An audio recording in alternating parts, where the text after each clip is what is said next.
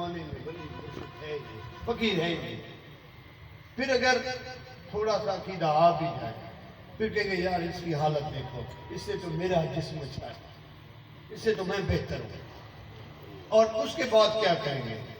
کوئی لوگ اگر اس کے سامنے جھکتے ہیں، پیار دیتے ہیں، تو ہم فوری طور اس پر فتویٰ لگا دیں گے کہ دیکھا جی یہ سارے مشرک بن گئے، یہ دیکھو اس ایک انسان کے سامنے جھک رہے ہو، کوئی شرم نہیں آ رہی. اب یہ چیزیں جو ہم اس اینگل پہ جب ہم سوچنے لگتے ہیں تو ہم کبھی بھی راہ راست حاصل نہیں کر پاتے ہیں. عشق جو ہے وہ اندھا ہوتا ہے. جو بندہ عشق کا دعویٰ کرے نا تو وہ کیا کرتا ہے کہ یار جگانا ملسی تینوں یہ سردی بازی لائے عشق اللہ وچ ہو بسانا ہو صدا لائے پھر پیار جگانا ملسی تینوں سردی بازی لائے بس اپنے سر کی بازی لگا دو. تو اسی لیے پہلے ابتدا میں نے جو سلطان العارفین کا قول مقدس پڑھا، آپ فرماتے ہیں کہ این عاشق ہوئے عشق کماوے دل رکھے بھانگ پہاڑا سہ سہ بدیاں ہزار غلامے کر جانے باغ بہارا ہو. پھر ایک بندہ آتا ہے وہ جب جھک رہا ہے، دوسرا اس پر جب اعتراض کر رہا ہے تو اگر وہ دل میں آ جائے ملال کہ یار کیوں اعتراض ہوا ہے، پھر بھی وہ عاشق نہیں ہے. اگر یہ فخر محسوس کرے کہ شکر ہے کہ میں کسی دنیا دار دولت مند وزیر کے آگے نہیں جھکا ہوں تو اللہ کے فقیر کے آگے جھکا،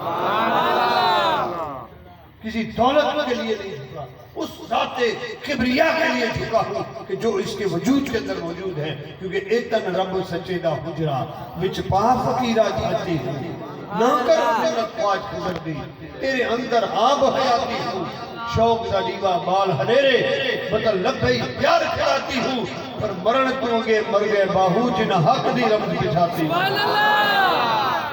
سب سے بڑی چیز ہے حق دی رمز وہ جان سکتا ہے جو مرنے سے پہلے مر گئے. اب اولیاء اللہ کیونکہ حق و کانفرنس بھی ہے تو اس حوالے سے میں نے ٹریک تھوڑا چینج کیا. اولیاء اللہ دو قسم کے ہیں. ایک ہوتا ہے ولی زاہدی، توجہ ہے یا نہیں؟ ایک ہوتا ہے ولی زاہدی اور ایک ہوتا ہے ولی وہابی. جو زاہدی ولی ہے وہ عبادت اور ریاضت کے ذریعے سے اپنے روٹھے ہوئے رب کو راضی کرتا ہے. والذین یبیتون لربہم سجدا وقیاما، ان کی نشانی یہ ہے کہ وہ شب و روز قیام میں رکوع میں سجود میں گزار کے اپنے رب کو راضی کرنے کی کوشش کرتے ہیں. اور ایک دن ایسا آتا ہے کہ میرا رب ان کی خشوع خضوع کے ساتھ عبادت اور ریاضت دیکھ کر ان کی عاجزی اور انکساری دیکھ کر رب راضی ہو جاتا ہے اور رب فرماتے تو معشوقی ماتوش ہو جائے، اب تو میرے میں آ گیا میں تیرے میں آ گیا، بس اب تیری زبان سے جو نکلے گا وہ میں تو میرا دوست بن گیا. اللہ اس کو دوست بنا لیتا ہے. یہ ہے زاہدی ولی کا کمال. اور وہابی ولی کون سا ہوتا ہے؟ وہابی ولی وہ ہوتا ہے جو عالم ارواح میں بھی اللہ کا ولی ہو. جیسے حضرت سلطان العارفین، برہان الواصلین، قدوۃ السالکین، زبدۃ العاشقین، حضرت سخی سلطان بہو فرماتے ہیں کہ کن فیکون جدو رب فرمایا اساسی کن حاصل. جب رب نے فرمایا کن فیکون بن جا تو ہم تو ساتھ تھے. ہکو ذات صفات بے دی آہی ہک جگ دے وچ ڈھڈیا سے ہو ہکو لا مکان ساڈا ہکو آن بتاں وچ پھاسے ہو نفس پلیت پلیتی کی دی باہو وہ اصل پلیت تناسے ہو. کہ رب نے تو ہمیں اتنا کمال عطا کر دیا کہ ہم رب کی ذات میں ایک تھے اور جب اس نفسانی دنیا میں آ گئے تو نفس پلیت پلیتی کی تھی باہو اصل پلیت تناسے ہو.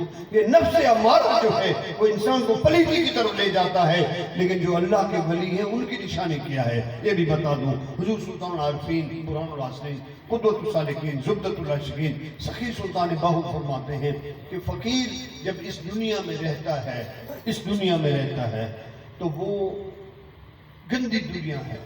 ادھی لعنت دنیا تائیں ساری دنیا داراں کو جنہ راہ صاحب سے خرچ رکھی تھی لیسن غضب دیا مارا ہوں پیواں کولوں پتر کہاوے بٹ دنیا مکاراں ہوں جنہاں ترک دنیا دی کیتی باہو لیسن باغ بہار سبحان اللہ. دنیا میں رہ کر بھی جو تارک دنیا ہو کر رہتے ہیں وہ اللہ کے کامل ولی اور دوست ہوتے ہیں. سبحان اللہ. عارفین فرماتے ہیں کہ اس دنیا میں رہو آپ کو رہنے سے کوئی نہیں روکتا. رہو کھل کے رہو اپنی زندگی سے نفرت نہ کرو. یہ زندگی اللہ کی نعمت ہے لیکن اس زندگی میں اس انداز سے رکھو جیسے مرغابی پرندہ پانی میں رہتا ہے. مرغابی کو آپ لوگ کیا کہتے ہیں؟ پھر تو مسئلہ حل ہے. مرغابی پرندہ ہے جو کہ پانی میں رہتا ہے اس کبوتر کی طرح یا چھوٹی مرغی کی طرح لیکن وہ رہتا پانی کے اندر ہے ڈوبا رہتا ہے نکلتا ہے ڈوبتا ہے یعنی اس کا کام پانی کے ساتھ ہے. اب دیکھیں مچھلی بھی پانی میں مرغابی بھی پانی میں. مرغابی جب پانی سے باہر نکلے تو آپ اس کو ہاتھ لگائیں تو اس کے پر پانی سے گھیلے نہیں ہوتے. پر تو مرغے کے بھی ہے. مرغی کو کبوتر کو آپ پانی میں ڈال دو تو اس کے پر بھیگ جائیں گے لیکن مرغابی اگر پانی کے اندر ہوگی تو اس کے پر بھیگیں گے نہیں. حضور سلطان عارفین نے مثال دی ہے دنیا والوں اس دنیا میں رہنے والوں رہو لیکن اس طرح دنیا میں غلطان نہ ہو جاؤ کہ دنیا کی غلاظت تمہارے جسم کے اوپر آ جائے بلکہ اس طریقے سے رہو کہ جب دنیا سے نکلو تو پاک صاف ہوگا جیسے مرغابی پاک صاف ہو کے نکلی ہے. اور یہ کیسے ہو سکتا کیسے ممکن ہے؟ حضور سلطان عارفین فرماتے ممکن ہے اور ایسے ممکن ہے کہ کامل مرشد کے ہاتھ پہ ہاتھ رکھ دو. سبحان اللہ. ایسا مرشد کامل ہوئے جڑا دھوبی وانگو چھٹے نال نگاہ دے پاک کرندہ وچ سجی صبور رکھتے مرشد کامل نگاہ کرتا ہے دل کی دنیا میں انقلاب بپا ہو جاتا ہے اور دل کی دنیا کو بدل دیتا ہے. پھر وہ کامل مرشد کی نگاہ سے انسان کا وجود اور نفس سے ہمارا مر جاتا ہے اور انسان نفس مطمئنہ کی طرف رجوع کرتا ہے. نفس مطمئنہ میں آ گیا تو رب کائنات جب اس کو موت دینے لگتا ہے تو خالق کائنات کی طرف سے آواز آتی ہے یا ایھا النفس المطمئنہ ارجعی الی ربک راضیۃ مرضیہ فادخلی فی عبادی وادخلی جنتی. یہ کمال پیدا ہو جائے وجود انسانی میں جب نفس مر جائے اور انسان کے وجود میں غلاظت نہ ہو اور اللہ کا درویش بن جائے تو رب ذوالجلال والاکرام جب اس کی موت کا وقت آنے لگتا ہے تو فرما دیتے ہیں کہ یا ایھا النفس مطمئنہ اے نفس مطمئنہ لوٹا اپنے رب کی طرف لوٹا اپنے رب کی طرف ارجعی الی ربک راضیۃ مرضیہ اللہ پہ راضی ہو جا اور اللہ تم سے راضی ہو گیا ہے. فادخلی فی عبادی اور اس کے عبادت گزاروں میں شامل ہو جا اور وادخلی جنتی اور جنت میں داخل ہو جا. یہ خوشخبری زندگی میں مل جاتی ہے. کیا ہوتا ہے بولو تو صحیح باقی آپ کو نیند آ گئی ہے. سبحان اللہ. یہ خوشخبری زندگی میں مل جاتی ہے. میرے عزیز ساتھیوں میں جس ہستی کے اولاد ہونے کا شرف رکھتا ہوں وہ ان فقراء میں سے ہیں ان درویشوں میں سے ہیں جو کہ زاہدی ولی نہیں بلکہ وہابی ولی ہیں جنہوں نے فرمایا کہ کن فیکون جدو رب فرمایا اساں بھی کونوں حاصل ہم ساتھ ہی تھے. اور بعض دفعہ سلطان عارفین سلطان باہو نے پیدائش انسانیت سے پہلے کے حالات میں فرمایا اور اس کی وجہ کیا تھی؟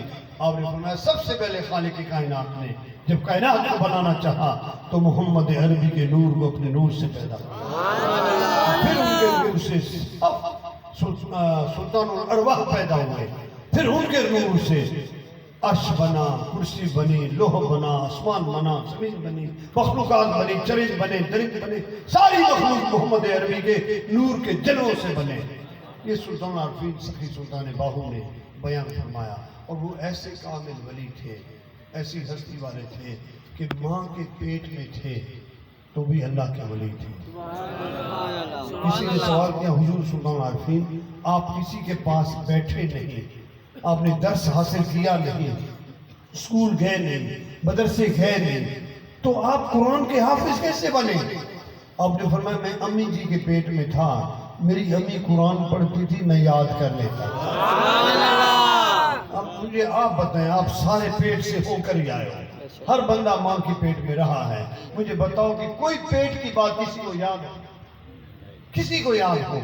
شاید کوئی ایسا کامل شخص بیٹھا ہو، اگر یاد ہے تو مجھے بتا دیں، لیکن میرا خیال ہے کہ ہم میں سے کسی کو یاد نہیں ہے۔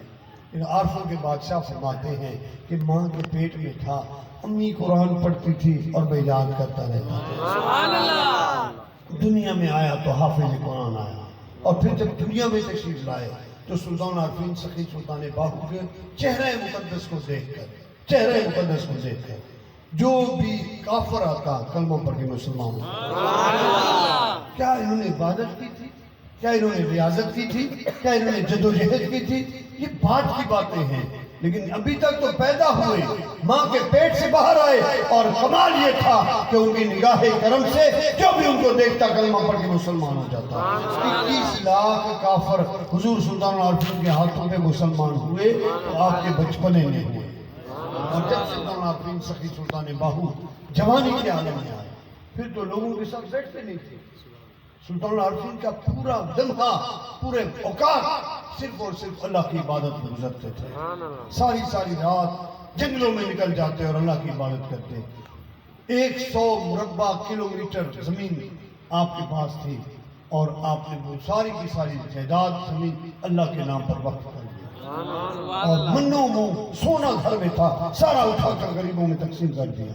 آپ کے بیٹے کے ہاتھ میں انگوٹھی تھی، اور وہ پنگھوڑے میں بیٹھا لیٹا ہوا منہ میں انگلی ڈالے